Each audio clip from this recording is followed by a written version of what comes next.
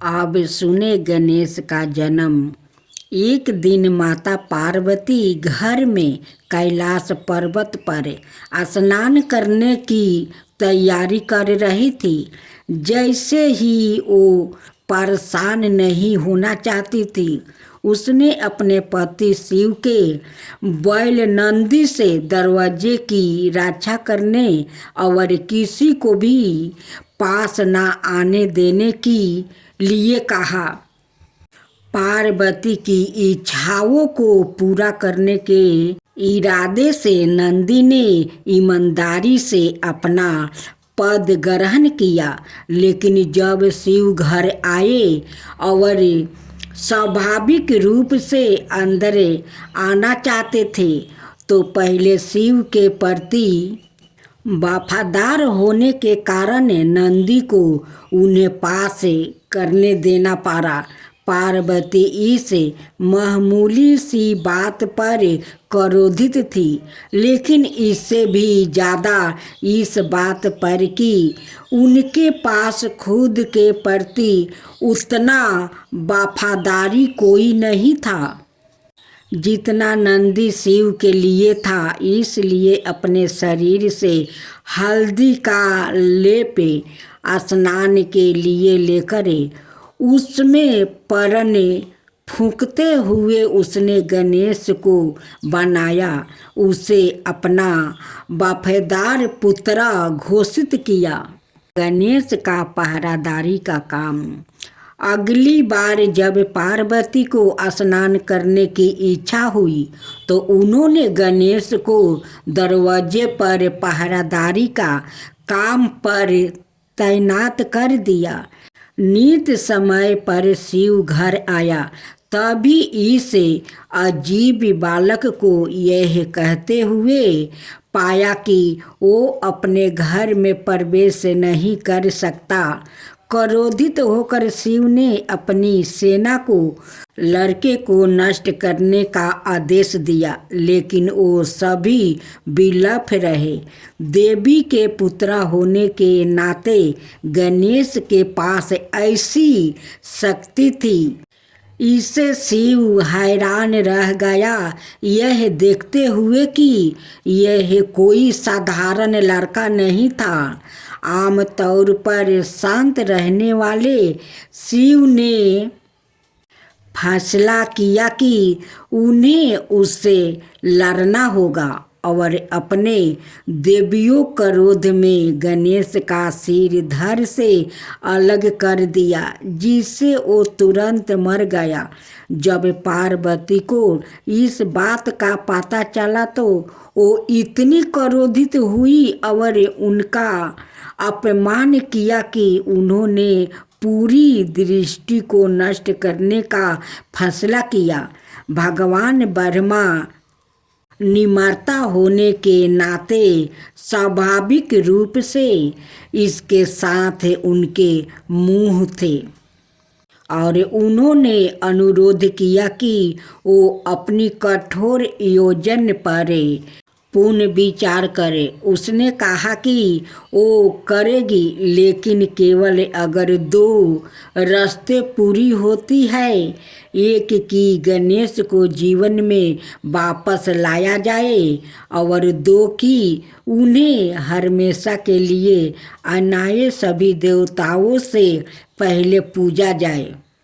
शिव इस समय तक शांत हो गया और अपनी गलती का एहसास करते हुए पार्वती की शर्तों पर सहमत हुआ। उन्होंने ब्रह्मा को इस आदेश के साथ बाहर भेजा कि वो पहले प्राणी का सिर वापस लाए, जो उत्तर की ओर सिर करके लेटा हो। ब्रह्मा जल्द ही एक मजबूत और शक्तिशाली हाथी के सिर के साथ लौटे, जिसे शिव ने गणेश के शरीर पर रख दिया।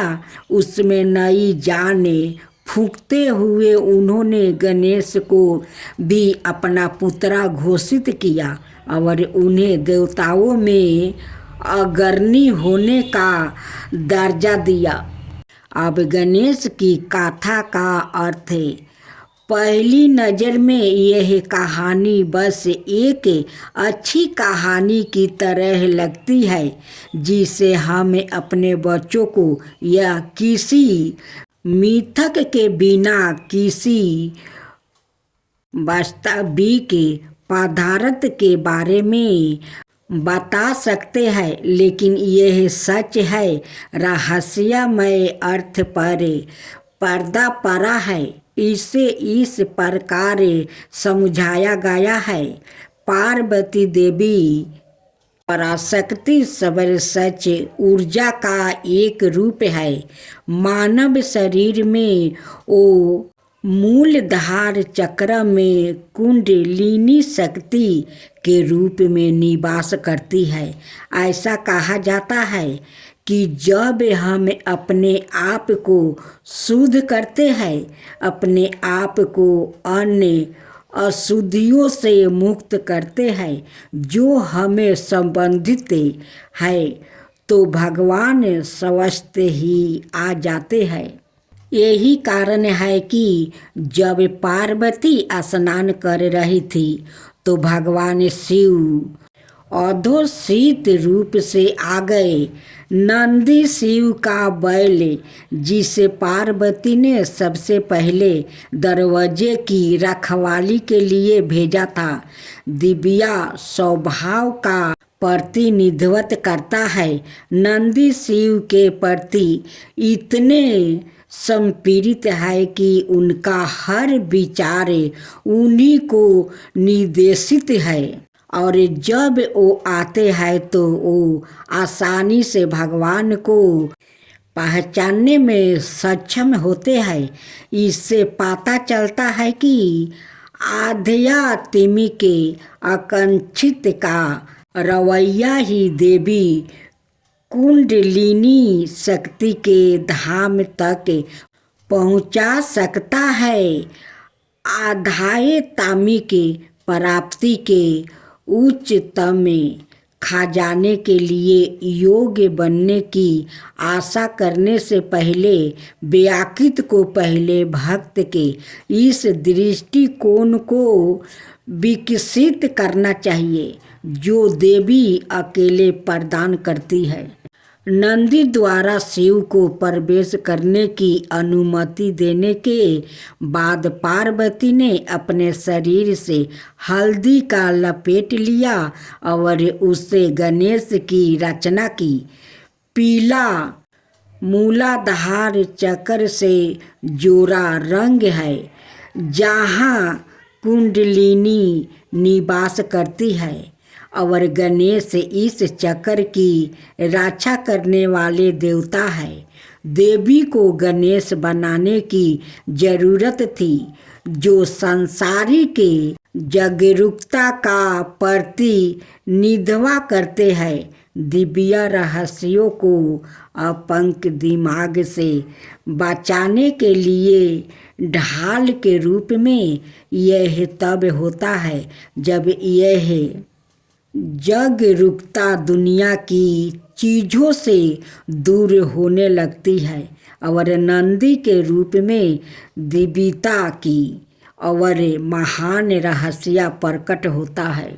शिव भगवान और सबचे शिक्षक है। यहाँ गणेश अहंकार से बंधे जीव का प्रतिनिधित्व करते हैं। जब भगवान आते हैं, जीव अहंकार के धुंधले बादल से घिरा हुआ होता है। आम तौर पर उन्हें पहचान नहीं पाता है और शायद अंत में उनसे बहस यह लड़ाई भी करता है। इसलिए गुरु के रूप में भगवान का कर्तव्य है कि वो हमारे अहंकार का सिर काट दे। हालांकि यह अहंकार इतना शक्तिशाली है कि पहले तो गुरु के निर्देश काम नहीं कर सकते, क्योंकि शिव की सेना गणेश को वश में करने में विफल रही। इसके लिए अक्सर एक कठिन दृष्टिकोण की आवश्यकता होती है, लेकिन अंत दयालु गुरु अपने ज्ञान में एक रास्ता खोज लेता है। देवी ने गणेश के निधन के बारे में जानने के बाद पूरी दृष्टि को नष्ट करने की धमकी दी। यह इंगित करता है कि जब अहंकार मर जाता है, मुक्त जीव अपने अस्थायी भयदी के वाहन शरीर में रुचि खो देता है और स्वर्च में विलंब करना शुरू कर देता है। वैदिक संसार यहाँ देवी द्वारा दर्शाया गया है। यह नरेश्वर और परिवर्तनशीली दृष्टि देवी का एक रूप है, जिससे यह शरीर संबंधित है। परिवर्तनी निरपेक्षा शिव है, जिसका संबंध आत्मा से है।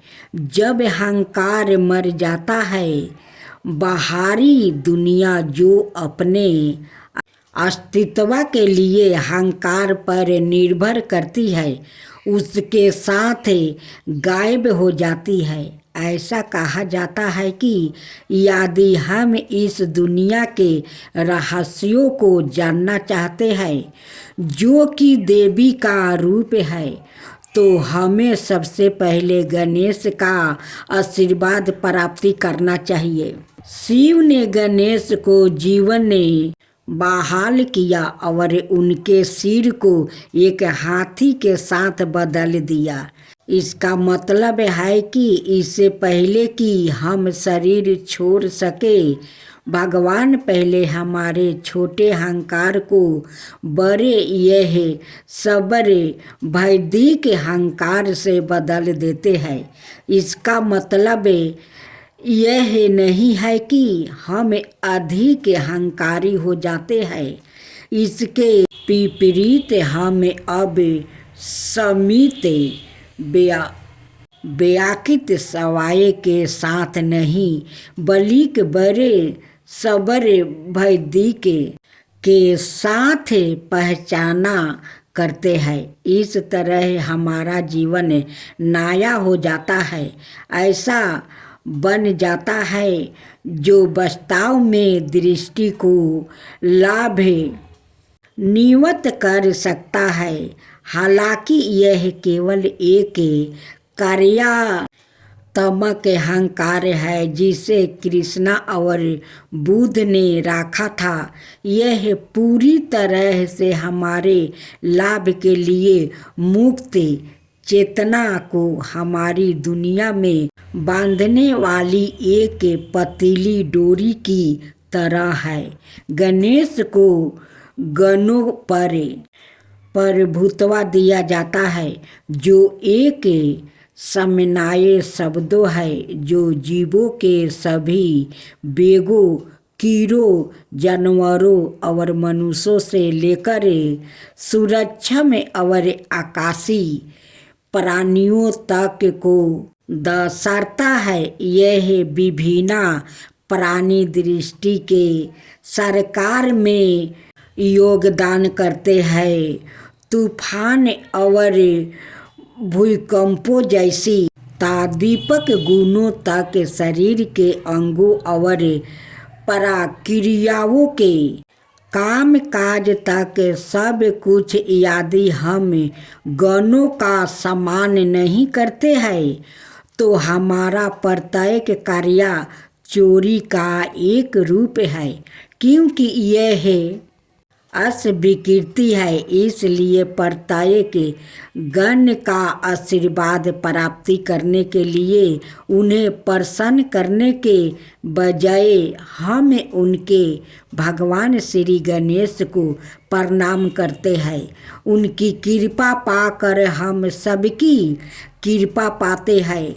वो किसी भी संभावित बाधा को दूर करते हैं और हमारे प्रयासों को सफल होने में सक्षम बनाता है। ऐसी है श्री गणेश की महिमा। जय गणेश जय गणेश। जय शिवा ओमकारा प्रभु हरे शिवा ओमकारा ब्रह्मा विष्णु सदा शिव अर्धंगिनी धारा। ओम जय शिवा ओमकारा एकानन चतुरानन पंचानन राजे शिव पंचानन राजे हंसासन गरुड़ासन विषवाहन साजे। ओम जय शिवा ओमकारा दो भुज चार चतुर भुज दस भुज अति सोहे तीनों रूप निरखता त्रिभुवन जन मोहे। ओम जय शिवा ओमकारा अक्षर माला बने माला मंगली माला तारी चंदन मृग मद सोहे बोले सुधिकारी। ओम जय शिवा ओमकारा श्वेतांबर पीतांबर गंबर अंगे सनिकादिक बरे मादिकी भूतादिकी संगे।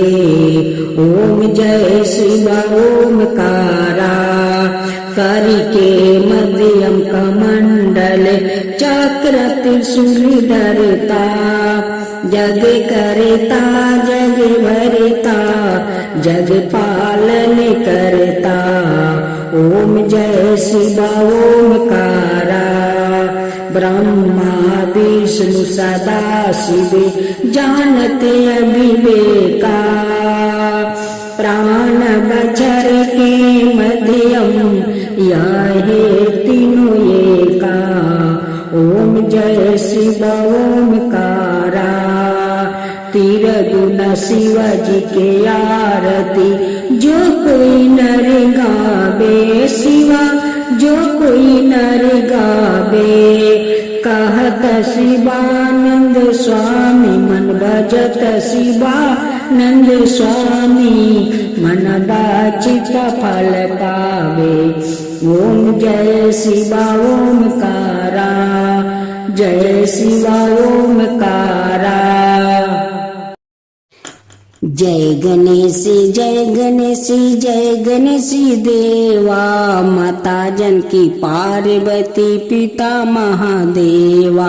जय गणेश जय गणेश जय गणेश देवा एक दांत दयावंत चार भुजी धारी मस्तक सिंदूर सोहे मूस की सवारी। जय गणेश जय गणेश जय गणेश देवा माता जानकी पार्वती पिता महादेवा।